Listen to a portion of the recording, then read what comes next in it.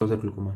यही है जो दो मेन इंपॉर्टेंट है, यही अपन करते हैं। अपन इस वीडियो में प्राइमरी ओपन एंगल ग्लूकोमा के बारे में पढ़ेंगे, ठीक है। तो ओपन एंगल ग्लूकोमा स्टार्ट करते हैं। It is a primary glaucoma, it is a type of primary glaucoma सबसे पहले, ठीक है। कोई भी दूसरी डिसीज से नहीं होता प्राइमरी ग्लूकोमा, सिर्फ अब खुद की वजह से, ठीक है। It occurs in I with open angle of the anterior chamber. Open angle समझ गए ना, मतलब कुछ भी आइरिस में दिक्कत नहीं आ रही, आइरिस जो है वो उसको कॉर्निया में जाके टच नहीं कर रहा है, इसमें ड्रेनेज में दिक्कत है, मतलब कचरा फंस रहा है नाली में, ठीक है। Primary open angle glaucoma also causes known as chronic simple glaucoma, chronic simple glaucoma ही बोलते हैं। It associated with the characteristic optic disc cupping, optic disc cupping होगी और स्पेसिफिक विजुअल फील्ड डिफेक्ट होगा। अपन अभी आगे वीडियो में देखेंगे कौन कौन से ऑप्टिक डिस्क चेंजेस आते हैं, विजुअल फील्ड डिफेक्ट क्या क्या होते हैं। फिर इटियोपैथोजेनेसिस, क्या क्या कॉज है, रिस्क फैक्टर कौन कौन से, हेरिडिटरी कॉज हो सकता है। जो प्राइमरी ओपन एंगल ग्लूकोमा है वो पॉलीजेनिक इनहेरिटेंस है, बहुत सारे जीन हैं जो रिस्पॉन्सिबल होते हैं। ऑप्टिन्यूरिन, एम्बायोसी, WDR36, ठीक है। ऑप्टिन्यूरिन पूछा जा चुका नीट पीजी पहले, तो आगे भी पूछा जा सकता है। Age, the risk increases with increasing age, जो एज धीरे धीरे बढ़ती जाती है इसमें इस डिजीज का भी रिस्क बढ़ जाता है, जो मेनली 5th और 7th डिकेड में मिलती है।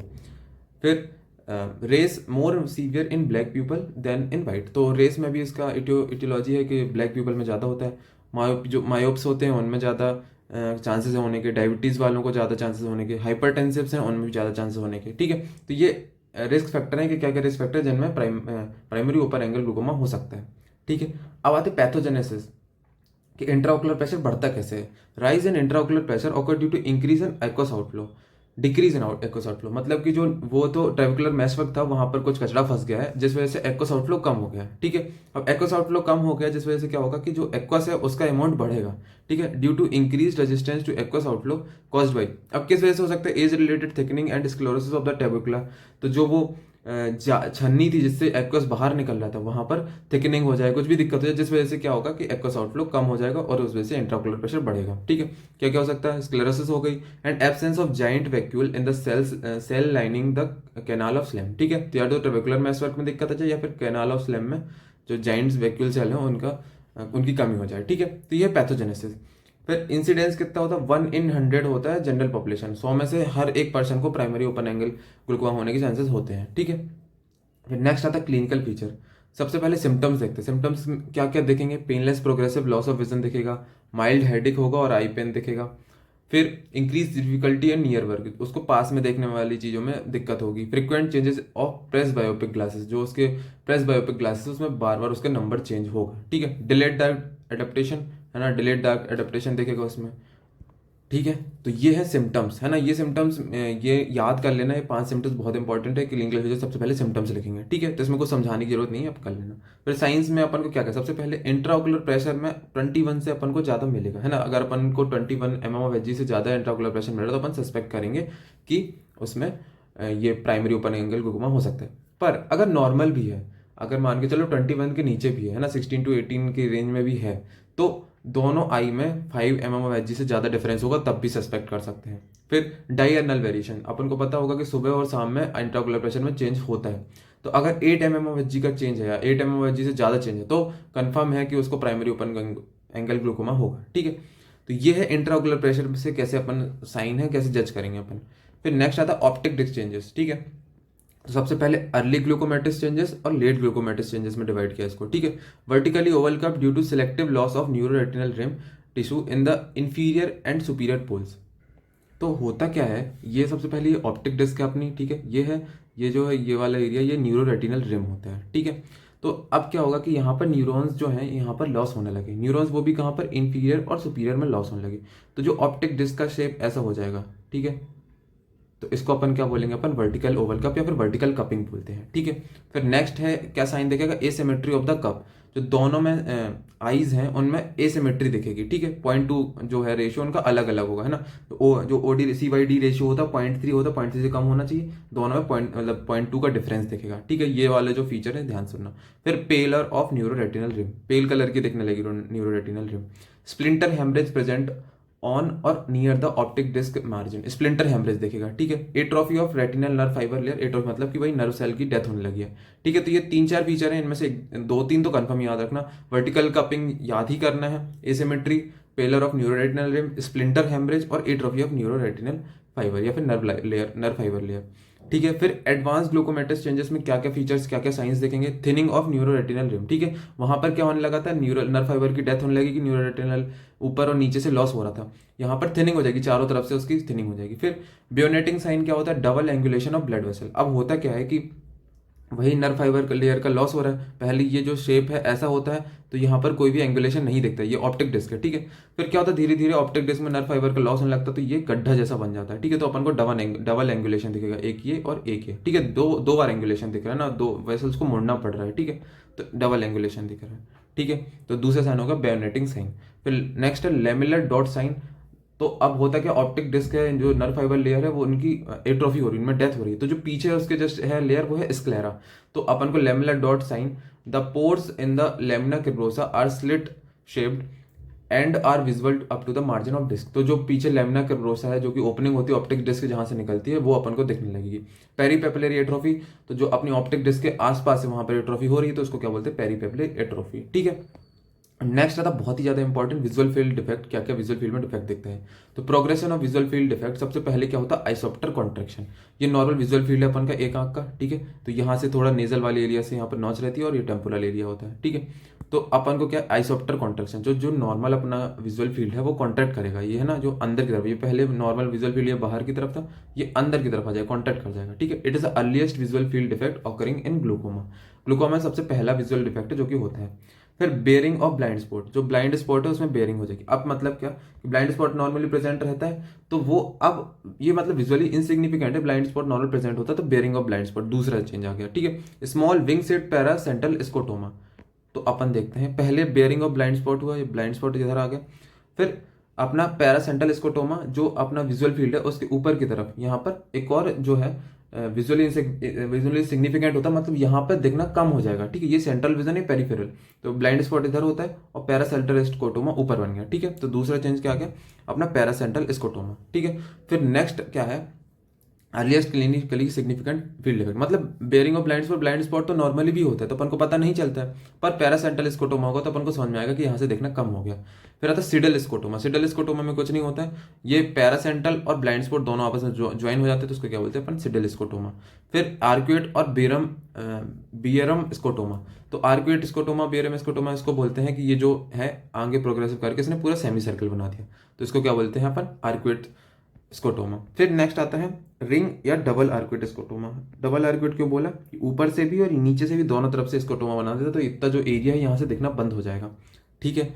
और नेक्स्ट आता है रॉनी सेंट्रल नेजल स्टेप। तो इसमें क्या होता है कि ये जो दोनों एरिया हैं, दोनों आर्क्यूट आए, ये अलग अलग आए, है ना, ये बड़ा है ये थोड़ा छोटा है, तो यहाँ पर ये देख रहे होगे तो स्टेप जैसा बन गया, तो अपन इसको क्या बोलते हैं, अपन रॉनी सेंट्रल नेजल स्टेप। फिर नेक्स्ट आता है एडवांस्ड ग्लूकोमेटस फील्ड इफेक्ट। इसमें क्या होता है, visual field loss gradually spread centrally as well as peripherally, eventually only a small central vision, tubular vision and an accompanying temporal island is left. मतलब कि धीरे धीरे पूरी पेरिफेरल विजन जाने लगता है, सिर्फ सेंट्रल में टनल विजन बचता है, ट्यूबुलर विजन बचता है, तो आखिरी में इतना विजन बचता है सेंटर में, बाकी सारा चला जाता है, और ये टेम्पोरल में स्मॉल आइलैंड बचता है, ठीक है। तो इसको क्या बोलते हैं अपन, ट्यूबुलर विजन।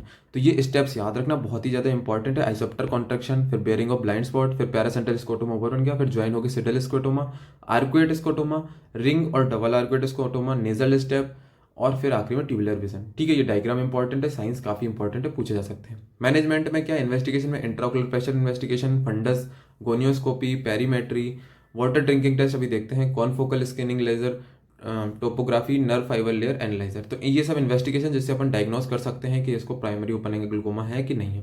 फिर प्रोवोकेटिव टेस्ट जो है वो वाटर ड्रिंकिंग टेस्ट होता है। ये किस पे बेस्ड होता है कि जो ग्लूकोमेटस आई है वो ड्रिंकिंग वाटर से बहुत ज़्यादा रिस्पॉन्स दिखाती है। जैसे कि मान के चलो कि किसी पर्सन ने 8 घंटे तक कुछ नहीं खाया, जो उसका बेस लाइन इंट्राओकुलर प्रेशर अपन वो नापेंगे, फिर उसको अपन पानी देंगे, 1 लीटर पानी पीने को बोलेंगे, फिर 1 लीटर पानी के पीने के बाद हर 15 मिनट में अपन रीडिंग लेंगे, ठीक है। तो पानी पीने के कारण उसका इंट्राओकुलर प्रेशर बढ़ेगा, जो सबसे ज़्यादा अपन को राइज दिखेगा 15 से 30 मिनट में दिखेगा, ठीक है, और जो वापस से 60 मिनट में बेस लाइन में आ जाएगा, ठीक है। अगर 8 mm of Hg से ज़्यादा बढ़ता है पानी पीने के कारण उसका प्रेशर, तो अपन डायग्नोस करेंगे कि प्राइमरी ओपन एंगल ग्लूकोमा है, ठीक है।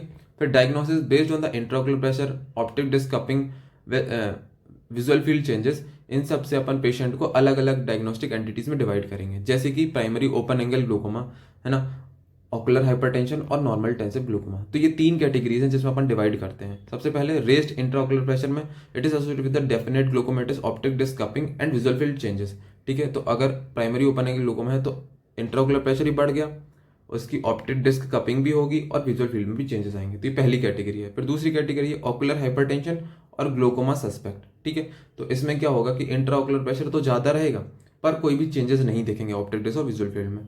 फिर नेक्स्ट आता है नॉर्मल टेंशन ग्लूकोमा और लो टेंशन ग्लूकोमा। इसमें क्या होता है, व्हेन टिपिकल ग्लूकोमेटिस डिस्क कपिंग और विथआउट विजुअल, इसमें मतलब डिस्क कपिंग दिख रही है पर जो इंट्राऑकुलर प्रेशर है वो 21 से नीचे रहेगा। ठीक है, तो इसको क्या बोलते हैं, नॉर्मल टेंशन ग्लूकोमा। ठीक है, तो इन तीनों कैटेगरी में डिवाइड कर देंगे इनके क्लिनिकल फीचर्स के हिसाब से। फिर ट्रीटमेंट में आते हैं medical therapy. Single drug therapy होती है कि मतलब एक ड्रग देते कॉम्बिनेशन भी दे सकते हैं। सबसे पहले आता है टॉपिकल बीटा ब्लॉकर, जो कि फर्स्ट ड्रग ऑफ चॉइस होती है for medical therapy of primary open angle glaucoma.